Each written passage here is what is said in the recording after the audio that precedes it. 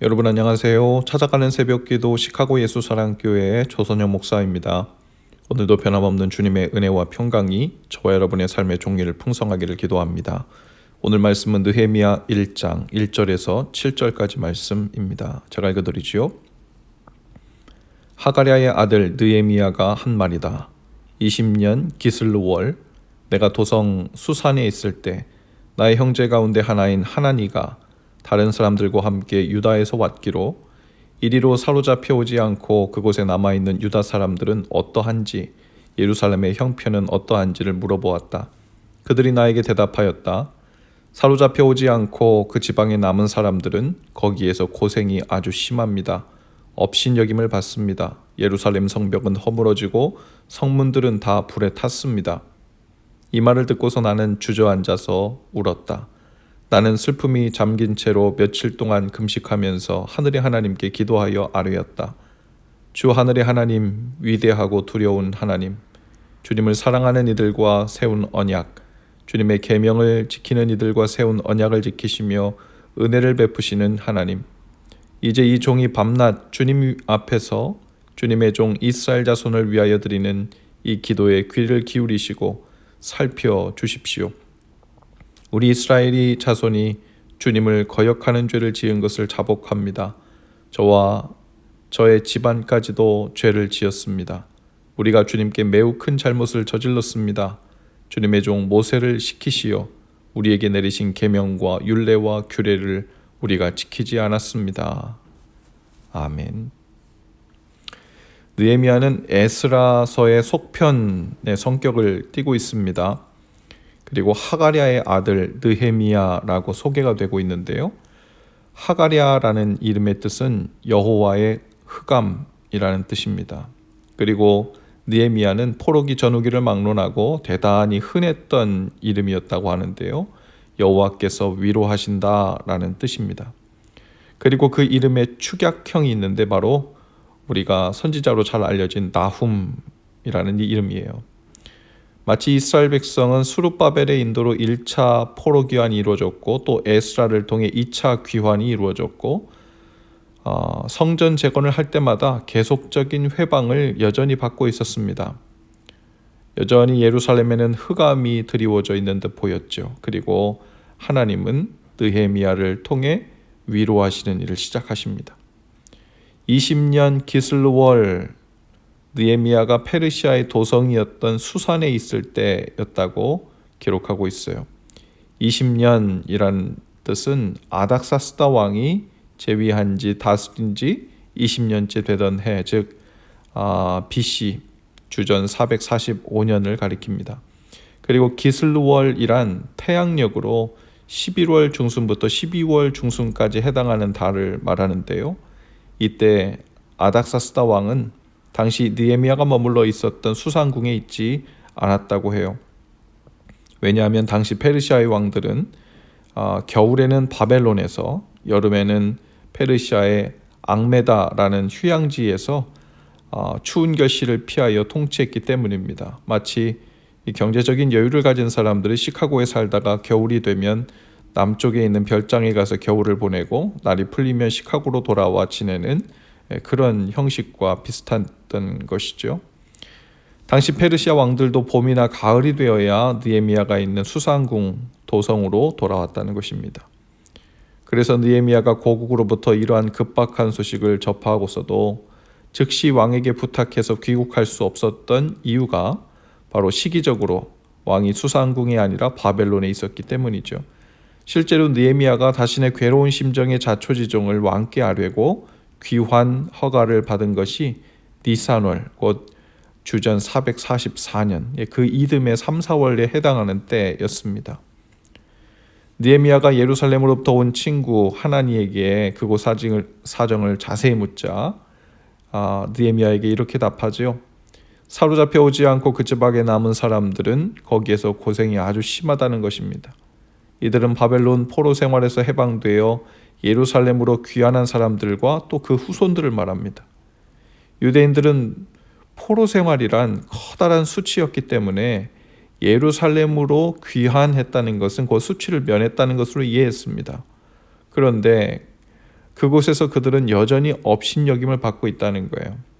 당시 유대 사람들이 숫자가 적고 무장을 갖추지 못해서 이방인들의 노략 대상이 되었고, 성전 재건을 시도할 때마다 수차례 회방을 당하면서 진전이 되지 않고 어려움을 당하고 있던 차였습니다. 이 말을 듣고 느헤미야는 주저앉아 울었다 했습니다. 동족인 예루살렘 거민들이 성벽 없이 살고 있음으로 인해서 주변 민족들로부터 여러 가지 면에서 괴로움을 당하고 있는 것을 염려해서 울었다고 했습니다. 마치 유다 백성의 죄로 인하여 3주 동안 슬퍼했던 다니엘의 모습과 유사하죠. 또 에스라가 하나님 앞에서 참담한 백성들의 영적 상태를 보고 울었던 것과 같습니다. 느헤미야는 당시 페르시아 제국의 고위직 공무원이었죠. 왕의 술을 맡은 관원이라고 했는데, 단순히 술을 공급하는 사람이 아니라 누군가 왕을 독살하지 못하도록 점검하는 역할을 겸하고 있었기 때문에 서열로 보면 왕 아래 몇 손가락 안에 드는 대단한 위치였다고 하지요. 유대인 포로 출신으로서 엄청난 성공을 이룬 사람이었습니다. 그리고 느헤미야는 그가 누리던 현세적인 부귀 영화보다도 하나님의 백성으로서의 영광을 더 중시 여겼습니다. 그래서 민족의 환난에 관한 소식을 듣고 자신의 일로 여기고 괴로워하며 울었죠. 그는 슬픔에 잠긴 채로 며칠 동안 금식하면서 하늘의 하나님께 기도했습니다. 하나님 앞에서 자신의 간절함을 금식으로 표현하기 시작했죠.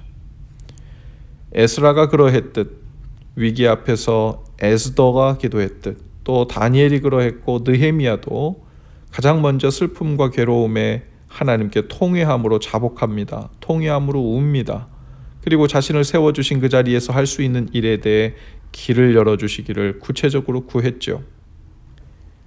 느헤미야는 동족을 향한 이 안타까움과 사랑이 있었어요. 고통받고 있는 동족과 예루살렘을 향한 애끓는 마음이 있었습니다. 그리고 그 마음이 하나님 앞에서 자복하고 울게 만들었고, 그것이 결국 하나님의 부르심으로 연결되고 그것이 부르심이었다는 것을 깨닫게 된 것이죠. 우리가 잘 알듯 사도 바울도 예수 그리스도를 향한 통한 하나님의 구원의 계획을 깨닫지 못하던 동족 유대인들을 향해서 애끓는 마음이 있었어요. 모세도 죄를 지은 백성들을 용서해 주시기를 위해 필요하다면 자신의 이름을 생명책에서 지워주시기를 구하며 부르짖기도 했죠. 그 애끓는 마음이 오늘 저와 여러분에게도 있게 되기를 축복합니다. 가까운 가족부터 이웃까지, 그리고 지구 반대편 여러 나라들로부터 들려오는 많은 고통의 소리들이 있습니다. 울부짖는 소리, 기아에 허덕이며 폭력과 전쟁에 시달리고 인종차별과 혐오로 인해 또 당장 내일 어떻게 살아야 할지 생활고로 걱정하고 괴로워하는 많은 울부짖는 소리들이 있습니다. 하나님께서 만드신 지구 또한 환경오염으로 인해, 온난화로 인해 이상기후가 가속화되고 있고, 하나님께서 만드신 사람은 물론 멸종하는 동물들이 급격히 늘어나고 있고, 빙하가 녹고 바다가 죽고 펭귄이나 북극곰들이 살 터져늙고 굶어 죽어가고 있습니다. 수많은 고통의 소리들이 온 세상을 가득 메우고 있죠. 그러나 그런 일들보다도 더 고통스럽고 안타까운 일이 있습니다. 그러한 비명과 고통의 소리를 전방위적으로 듣고 있으면서도 별 감흥도 없이 무감각하게 내 살 길만을 찾아 내가 좋아하는 일, 내가 소비하는 일, 내 쾌락과 입맛과 생활 습관을 유지하는 일만을 보고 앞만 보고 달려가며 무감각한 마음으로 살고 있는 마음들이죠. 마치 느헤미야가 내 동족들이 예루살렘에서 어떻게 살고 있든 나는 이 이방 땅 페르시아, 그것도 도성 수상궁에서 가장 높은 지위에서 이렇게 부귀영화를 누리며 살고 있다라는 것으로 만족하며 살고 있는 마치 그런 모습과 같죠. 그 모든 고통의 소리들이 나의 일이 아니고 안타깝긴 하지만 하나님 앞에서 울며 부르짖을 정도로 심각성을 느끼지 못하는 무뎌진 마음이 정말로 안타까운 일인 거죠. 더 심각한 문제는 하나님의 마음을 알아야 하는 많은 믿는 자들과 교회들마저도 별반 다르지 않다는 사실입니다. 고통받는 이들에 대한 아픔과 눈물이 메말라가고 있다는 말은 하나님의 부르심을 듣는 귀가 점점 어두워져 가고 있다는 뜻이죠. 그 말은 하나님의 마음과 상관없이 내 마음만 잘 챙기면 잘 사는 것이라는 착각 속에 살고 있다는 뜻이기도 할 것입니다.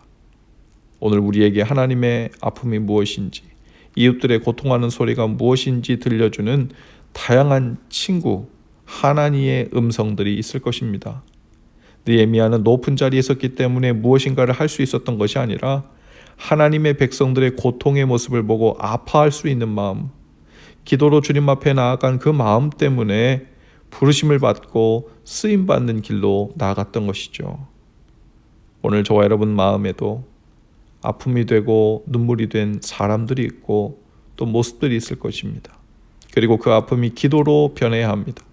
그리고 그 기도가 하나님의 부르심과 인도하심으로 연결되고 변해지는 그 구체적이고 거룩한 일이 이루어질 수 있기를 주님의 이름으로 축복합니다. 기도합시다.